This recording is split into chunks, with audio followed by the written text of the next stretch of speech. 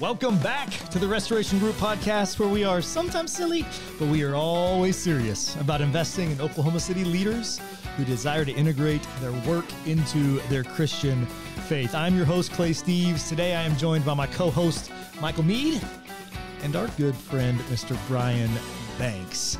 Brian has been involved in leading and operating businesses in Oklahoma City for over 30 years. An entrepreneur at heart, his professional experience has spanned healthcare, leadership, service, and distribution.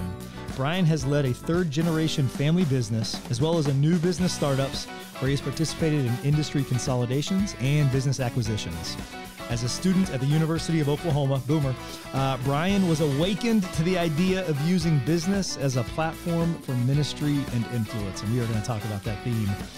Brian has been deeply impacted by faithful and experienced mentors who have invested greatly in him, and as a result, one of his passions is encouraging and mentoring young leaders and helping them on their journey, both professionally and personally. Brian, welcome to the podcast. Hey, I'm glad to be here. Thanks, guys. Absolutely. Okay, so let's start in the present today. Tell us about your current business, right? Your current entrepreneurial endeavor. The business or businesses that you have the privilege of leading today. Sure. Yeah. You bet. Well, I love business. There's kind of three buckets that I work in right now. So I have a healthcare business called Providence Home Care, and we have three business lines at Providence Home Care where we can serve people typically in a difficult season of life. So we have medical home care. We have where we send nurses and therapists to families to help at home. We have non-medical private caregivers that we send to families to help take care of their needs. And then we also have hospice care, where we have an incredible opportunity to help with end-of-life care. So through all three of those different services, and our goal is to walk in and bring hope and healing with the people that we're caring for. So that's a big part of my business world. That takes a huge chunk of my focus and my energy. When I'm not doing that, I'm working on this cool endeavor called Cultivate, which is a faith-based venture accelerator, really focused on encouraging entrepreneurs in their identity and in their purpose. And it's an awesome 9-month cohort that we go through together, a journey that we go through together, and really unpack how God would use your unique abilities in the platform that He's given you, in the spheres of influence that He's given you, to bring redemption to Oklahoma City. Yeah. And so that's cool. And then lastly, I love to do some commercial real estate. So I do some small industrial property management and development. Yeah. Yep. So that's kind of my business world. So give me timelines on all those. In other words, how long have you had Providence? How long's Cultivate been around? And then also, how long have you been in the commercial real estate space? Yeah. So the oldest is the real estate. I've been in doing some commercial real estate for 25 years probably. Okay. And then I purchased Providence Home Care in 2012. Okay. So this is my 11th year to own Providence. And Cultivate started, and it germinated for a few years, probably 5 or 6 years ago, and then officially started about 3 years ago in Oklahoma City. Yep. So these have just been layering and building. Yeah. You know what I mean? Your entrepreneurial. Have you always had multiple businesses? Like even when you were doing the commercial stuff before and pre-Providence, did you have other ventures going on? I mean, is this part of your DNA? It probably is a part of my DNA. It may be a little more involved today than it has been in the past. Okay. But I don't know if that's a strength or a weakness, to be honest with you. But I love doing multiple things. Why would it be a weakness? Focus. Just division of time and energy and resources. Yeah. What are you processing about that right now? Oh man. Highest and best use, of time and resources. So, trying to really navigate this next decade really carefully, and so the things that I'm lining up today and the structures that I'm setting in place, I think, are going to dictate that. And so, I'm trying to be really intentional about it. Yeah. So, in your intro, Clay talked about how you kind of had an awakening to how business can be used as a ministry. And this is your story, so I don't want to make it about me, but I would just say for myself, I've probably experienced that awakening in the last 18 to 24 months. Really? It's a newer thing to me that I would still say I'm in the process of fully digging my hands into, which I'm energized and excited by. I want to hear kind of the origin for you on what was going on in your life when that began. And clearly it has taken root and been a big part of your professional life for decades. Yeah. So can you take us back to how that started? Yeah, sure. So Michael, I mean, I have the incredible blessing of a godly heritage. My father, my grandfathers, all were pursuing the Lord, and they were all on their own businesses, so all entrepreneurial. My dad, an incredible man, and he was running his business for the glory of the Lord. I mean, that was his focus. But when I got to OU, literally as a freshman at OU, I got plugged into a campus ministry there, and went to attend one of their worship nights on a Thursday night, and they had a guest speaker there named Ken Humphreys, and Kent talked about, he was a local businessman in Oklahoma City, and he talked about how God would use business as a platform for ministry. I grew up in the church. I grew up loving ministry. I was deeply involved in the church, and but also loved business, and I had this entrepreneurial bent to me. So something about that just it really clicked when I heard Kent speak. He shared a story that, I'll never forget. He talked about one night, in essence, kind of running out of his office quickly to get to church, because he was running to church to go to what they used to call visitation, to go visit somebody that had, that had been a guest at the church the previous Sunday, somebody he'd never met. And he got in his car, and the Lord just convicted him, and he said, Kent, what are you doing?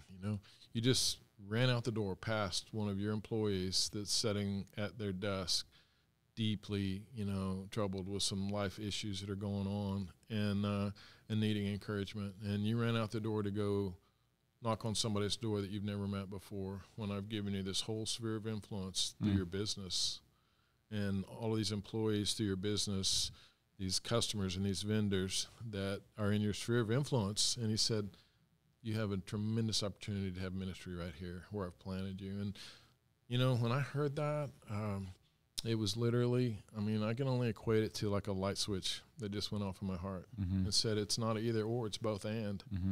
Do ministry through the platform that God's given me, and that's through my business.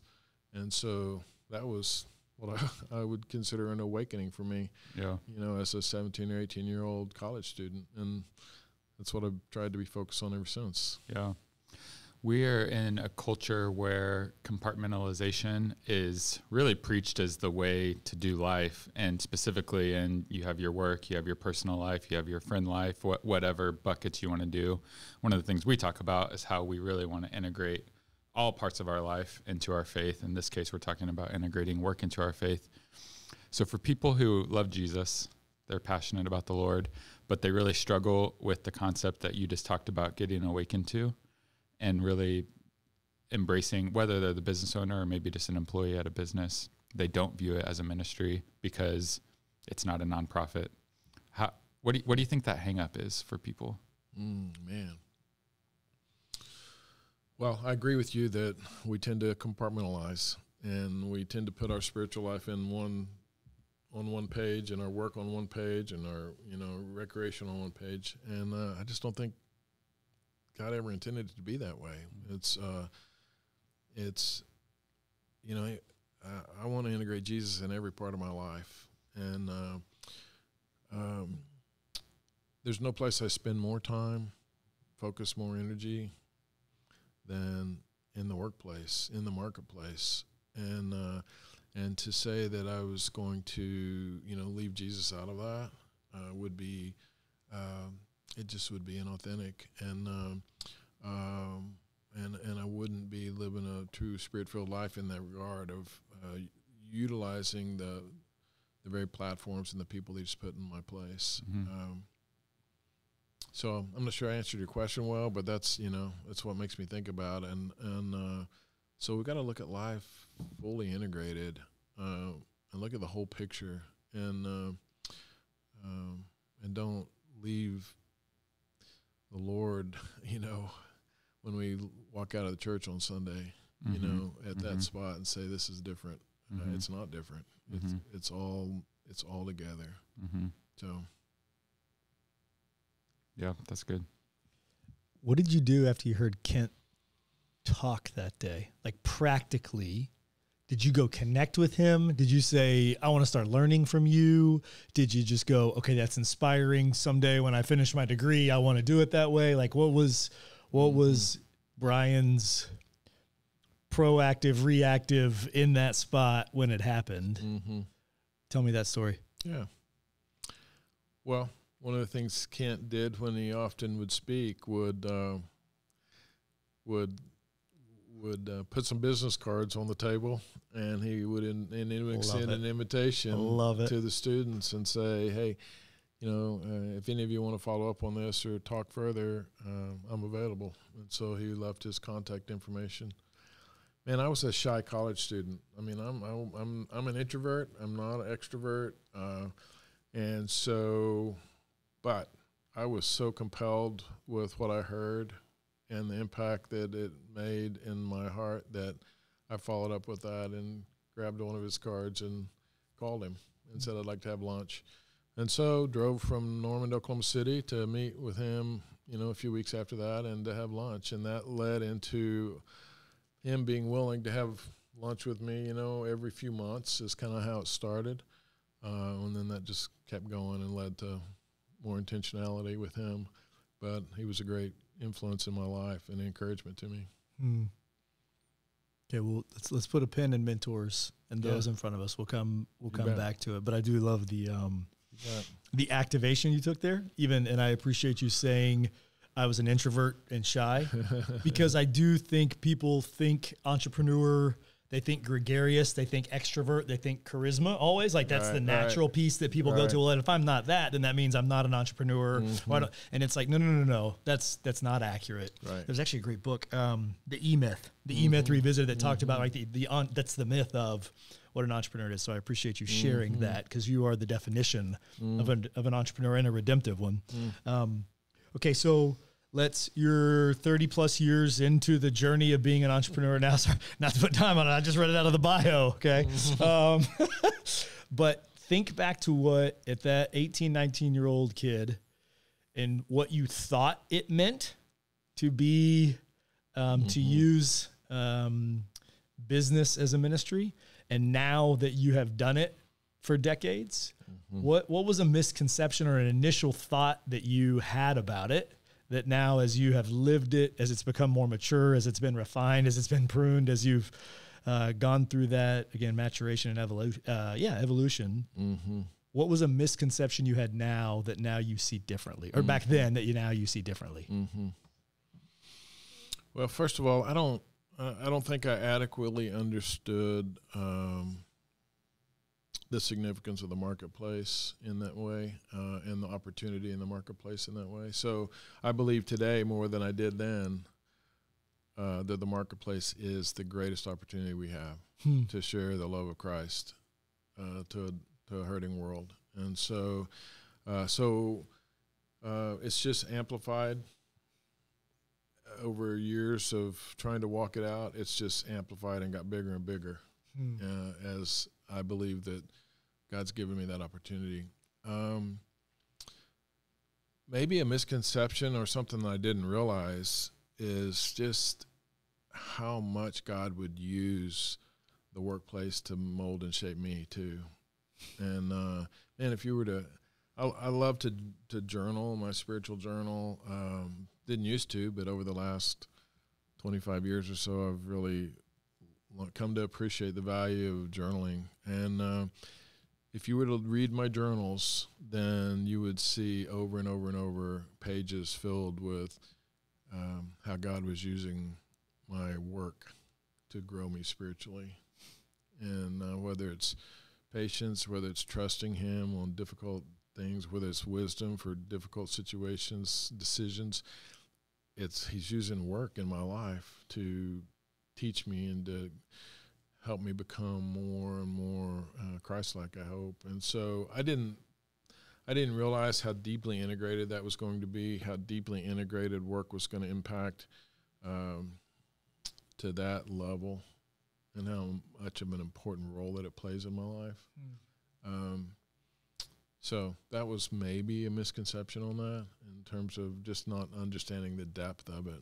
So again, active listening, that your workplace experience, how it has had a impact and a formation on your spiritual life. Mm-hmm. Yeah? Absolutely.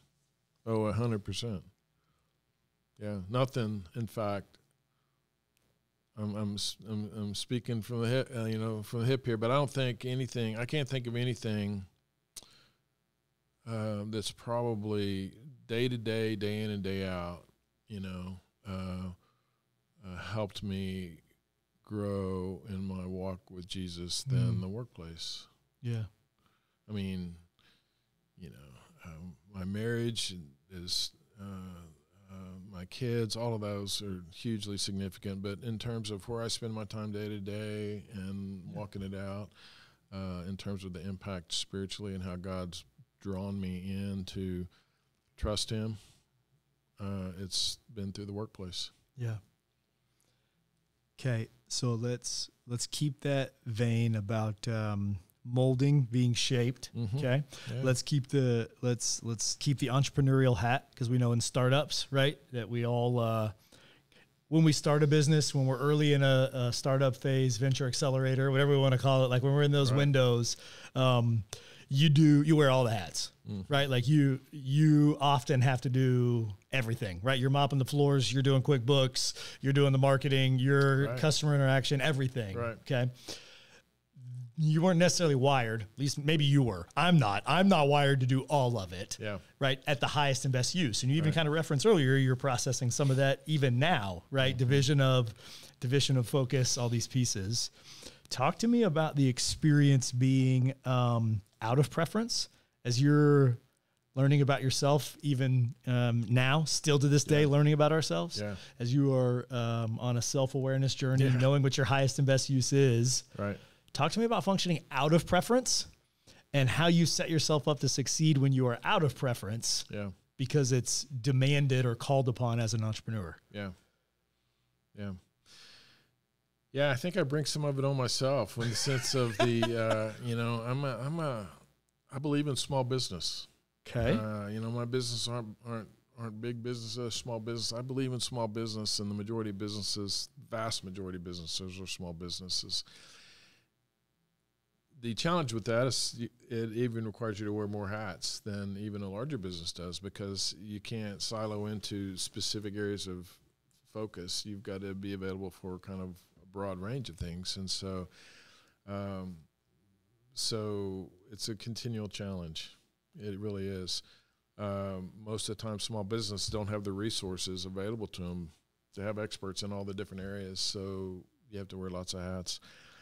But to that point, I really have been working hard over the last several months, trying to understand my strengths better and trying to align my time and my resources according to my strengths. I've been doing a lot of work around understanding what my unique ability is, what my real sweet spot is.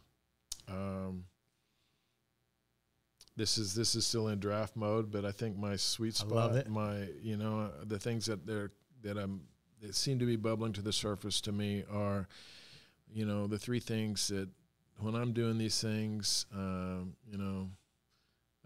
borrow a line from the movie, what was the name of the movie? I can sense God's pleasure. I don't know it. Chariots of Fire. Oh, okay. All right. When he says, when I run. Oh, yeah. I can sense God's pleasure. Yeah. These areas of my life, I kind of feel that way. So one of my unique abilities, I think, is mentoring next generation. When I'm doing that, I feel God's pleasure, and I feel like I'm in my sweet spot. The next thing is culture making. When I'm building culture, establishing, the values around how we're going to operate a business and trying to build a team around that, that's another one. And then the third one is I'm a builder. I love building things. I love building business. I also love building things with my hands.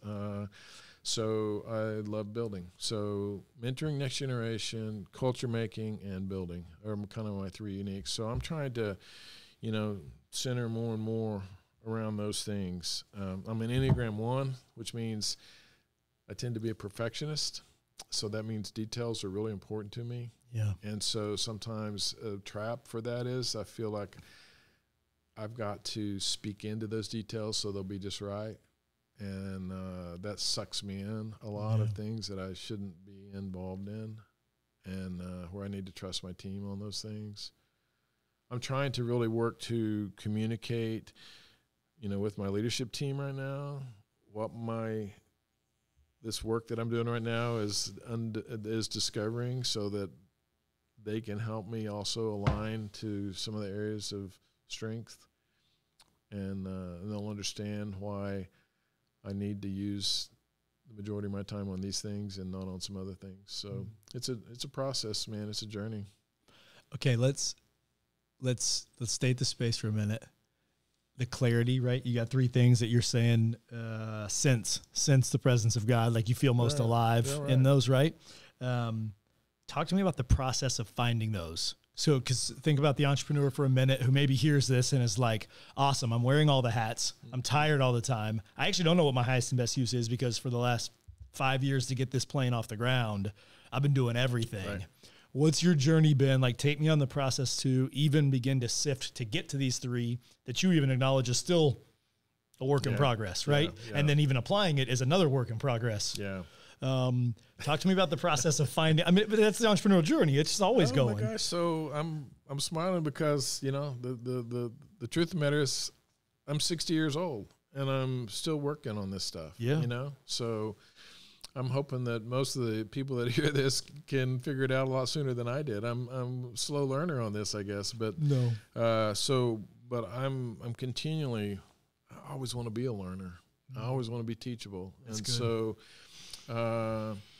So what some things that I've done recently, I read a couple of books on the topic that really kind of get a clarity and understanding around that. One is a Unique Ability 2.0. It's a discovery workbook process you go through of identifying your unique ability. Another one is 10X is easier than 2X. The whole idea of changing the way I think and also, aligning my unique abilities to help me focus on the things that can really move the needle. So those are a couple of books that I've recently read.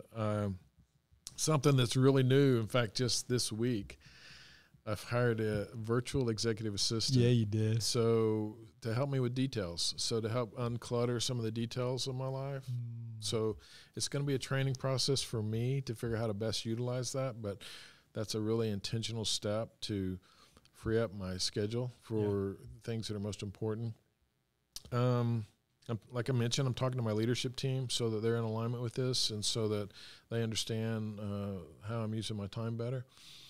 And then I'm working with an executive coach to help me with this issue. So I'm taking it seriously, man. Did you just want to make sure it didn't pass without you seeing it, that even in the moment, mentoring next gen, as you were like listing resources and saying the stuff, Michael and I are literally over here just like writing notes, taking notes on what you've been reading and doing. And it's like, even in this moment of recording a podcast, et cetera, you're living that out. Just FYI, getting to utilize that moment. Hopefully it's helpful. Yeah. So I've got a question and you mentioned draft mode. So I have that awareness in my question that this is a new exploration for you. If you were giving yourself a self-assessment of a time audit over the last 2 weeks, how much of your time percentage-wise would you say are spent on those three things versus the other things that you haven't let go of yet? I always hate time audits. Yeah. Michael, well done. In fact, the book 10X is easier than 2X challenged me to say that, normally we're spending 80% of our time in the things that are not our unique ability. Yep. That's the trap we fall in. And in honesty, I'm probably still there. The majority of my time is spent on other details. I'm trying to, first of all, identify these things so that I can make adjustments and be authentic with myself about these things, Mm-hmm. speak them, but man, it's a process. So part of what I'm focused on, like in my healthcare business, is really trying to get crystal clear about some KPIs, some key performance indicators, and some key metrics, so that if I can establish those things and say, guys, if we focus on these things in our business, then other stuff will kind of take care of itself. But so I feel like it's kind of incumbent upon me to set the stage for some stuff so that I can let go of some stuff more easily is what I'm hoping. So so right now I'm spending a lot of time doing that, trying to clarify expectations and clarify scorecards so that everybody knows what those expectations are and I can step back from some of them. Yeah.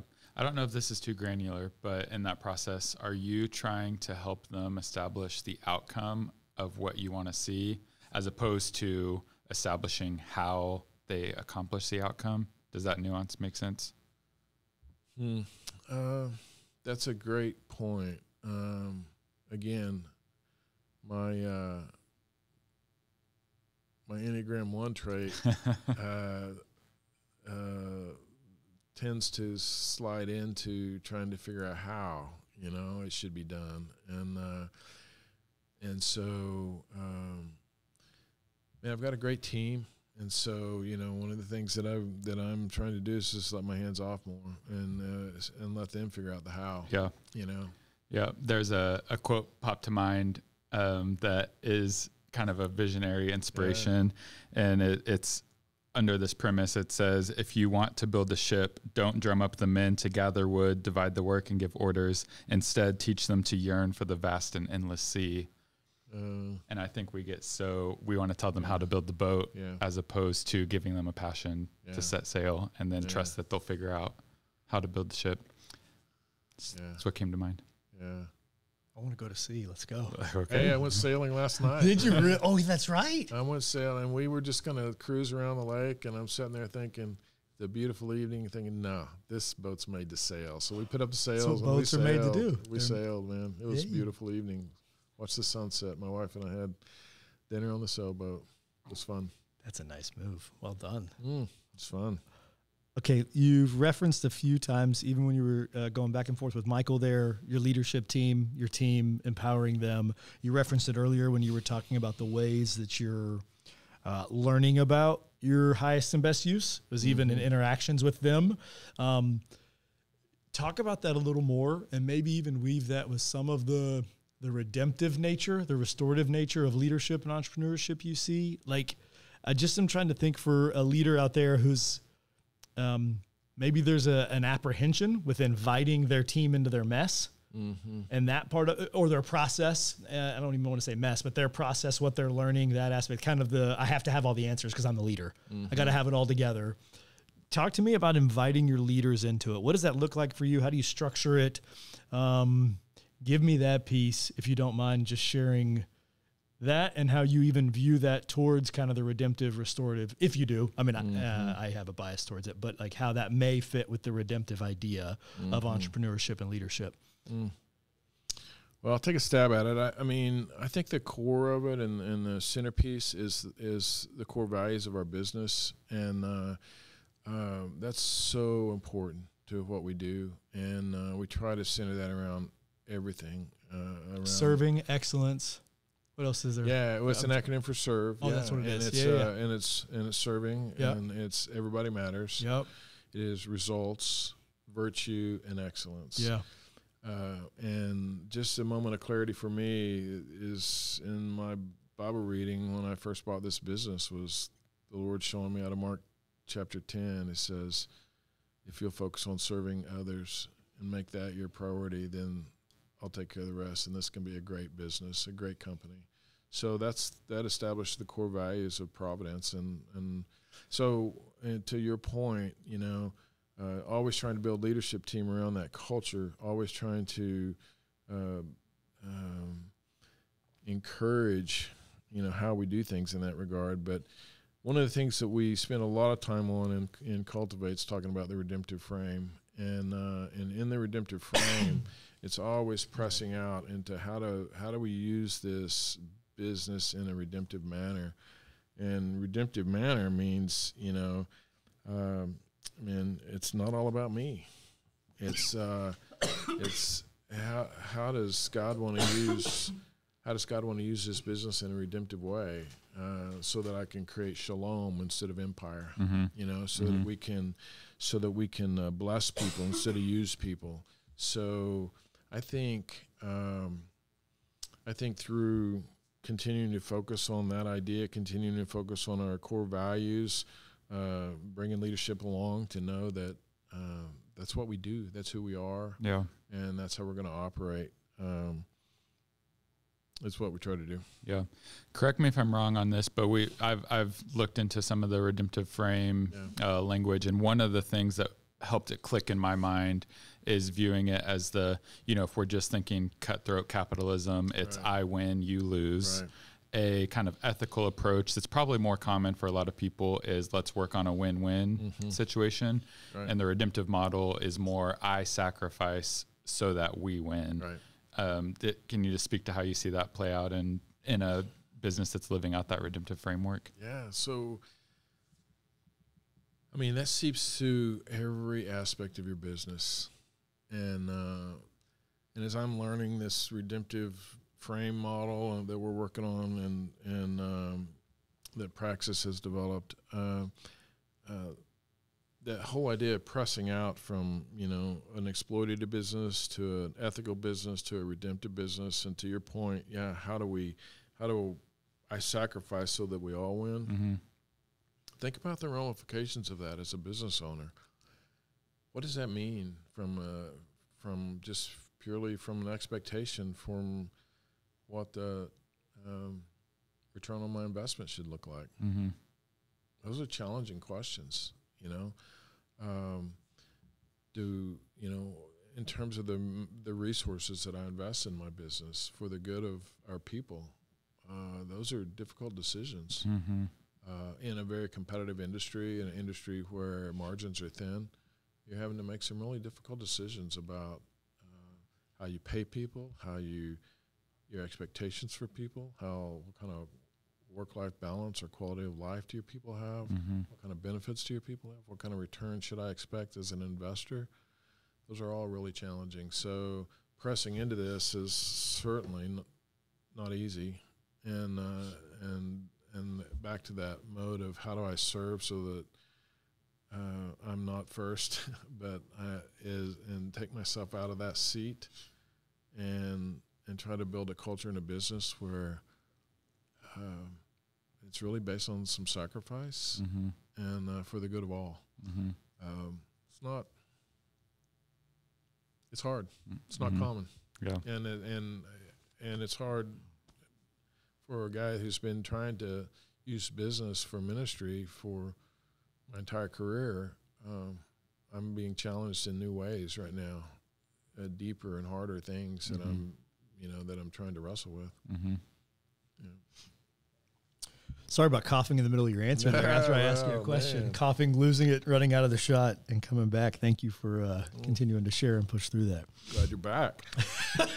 Everyone who's listening is like, I gotta go watch the video now, figure out what happened right there. Okay, let's, we put a pin in it earlier.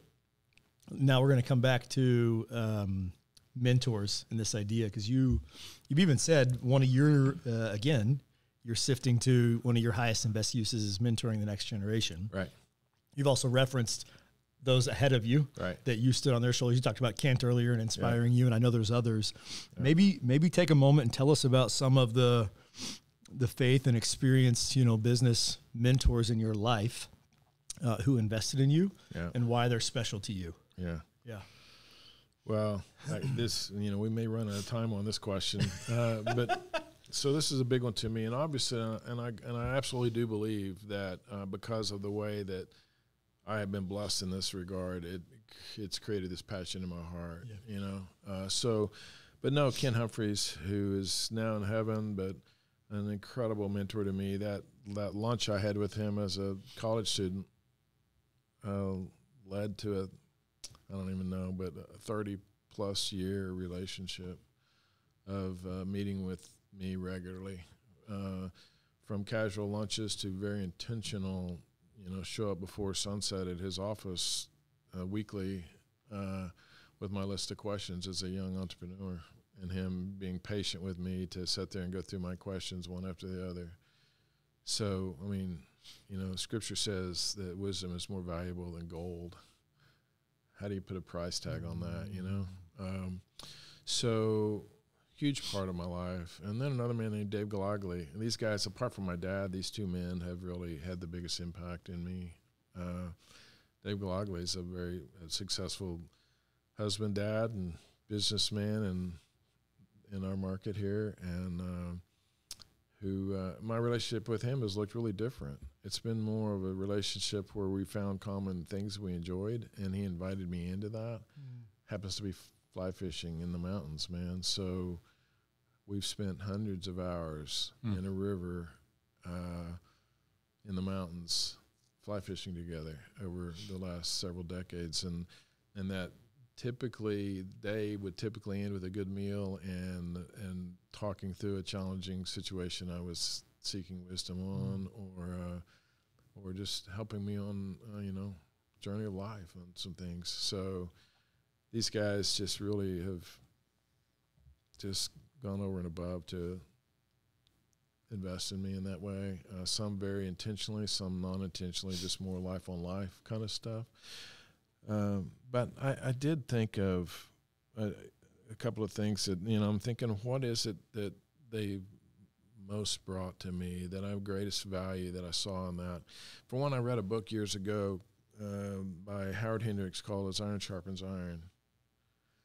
And it talks about the value of mentoring. And in fact, after I read that book, I took Kent to lunch one day and gave him a copy of it and said, "This is what I want.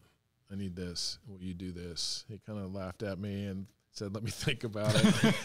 That's a good answer. And he got back to me a couple weeks later and said, "Sure." And so, but here's what he said. He said, "But I'm not going to set the agenda. You set the agenda. We'll meet in my office. You lead the conversation, and I'll be available to you." So that's where I just started writing out questions and started going through questions with him. But in that book, Iron Sharpens Iron, Howard Hendricks talks about the value of a mentor is like being able to stand on somebody else's shoulders and see from their perspective that you can't see by yourself, standing on your own 2 feet. And so when you've got somebody who's, been walking with the Lord for a long time, has experiences in their family and their business and their marriage and parenting, and you're able to stand on their shoulders and see from their perspective instead of just your own perspective, I mean, that's rich. And so I knew I wanted some of that. And so there's an example in Scripture that I love. If you read in Exodus where Moses goes up the mountain and sees the glory of the Lord, there's a little sentence in there that says Joshua, his assistant, was with him. And I'm thinking, wow, by hanging out and doing life with some of these guys, I get to experience things I would never get to experience by myself. I get to go into places and see things and experience God in ways that I would never get to experience without it. And Joshua got to experience the glory of the Lord on the mountain with Moses just because he was tagging along with Moses. I'm like, that's cool. So, I mean, these guys, I think they gave me vision. They helped me see what my future could be and intentionally moving toward that, kind of playing the movie forward by watching their life. They gave me a model to learn from, men who were down the road ahead of me. Both of them were 15, 16, 17 years older than I was. They helped me with my leadership development. They both by just life skills, but they also pulled me into leadership situations and kind of forced me to lead in certain ways. And then lastly, they just were available for help. I mean, they were available and they were transparent. And so their vulnerability to do that, was tremendously valuable to me. So anyway, those are some takeaways, from how they've invested in me and the benefit that I've gotten from that. Yeah, think there was a great posture that you had in there that I want to encourage our listeners to. Like, if you're recognizing, man, I would love to have that in my life. You know, I'd love to have someone who's in someone's shoulders I could stand on. Right. The asking someone to a cup of coffee, which is what you did initially with Kent, or to lunch, right? Like, don't overthink it. Right. Ask them to go get lunch, and then come with questions. Yeah. I think that those two initiatives are often the entry point. Like, we don't have to overthink it. Like, start with that. And I think I can remember I was blessed to a gentleman who I would call my mentor, and a giant that I get to stand on his shoulders. I had a list of questions. We didn't get through any of them but the first one. And you know, I mean, that was the beauty of it. But the preparation allowed just to be able to go and to be able to then have the right conversations, and it's just continued since. And so, yeah, a couple things on that. One is I think you're keying on a really important point, initiative. I think how does that happen? And the point is, somebody's got to take initiative. And I find in my experience, oftentimes the young leader is like assuming that the potential mentor is too busy, doesn't have time for them. I'm just a young guy. What would he want to spend time with me? And so it doesn't happen. And on the other side, you've got the sage over here who's saying the same thing. He's saying that young guy doesn't have time for me. He's life's full, it's busy. And so nobody's initiating, and it doesn't happen. So somebody's got to ask, and it can be as simple as a cup of coffee. And also, man, I've shared 2 examples of long-term mentoring relationships that have been deep and long. Don't expect that they're always that way. And, you know, a mentor can be somebody that you have lunch with one time and you just glean some wisdom from over one specific, or it's maybe a very specific issue that you need help with, and that you're seeking out somebody that can share that experience. Yeah. This is kind of a leading question, I admit, but at what point in your journey did you begin to view yourself as the mentor for the people coming behind you? Maybe when my beard turned gray. I'm there. This is great. I'm on my way. You still got a while to go, Mikey, but please let that be the real answer.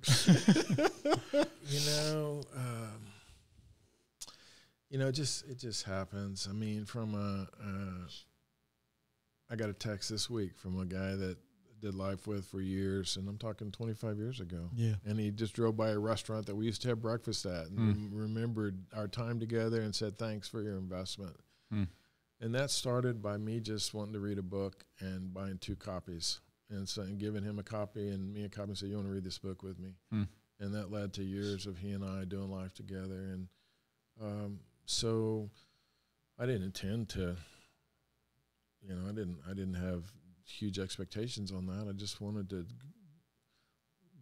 lock arms with somebody, another guy, and work on life together and spiritual growth together. But then over the years, it's become over the last 15 years, it's become a very intentional part of my journey, where I intentionally invite a group of guys every year together, and we'll take a year of very intentional focus together. And meet on a regular basis, and so it's morphed from all kinds of different things. But so now I'm the generation that these guys were when they were pouring into me, and so I just feel like I have a lot that I've been given. I want to share it. You there? Where is there? There. Where he is? No. The spot where you can invest in those. Oh, yeah. Are you there? Yes, I guess. I'm still unclear what you're asking.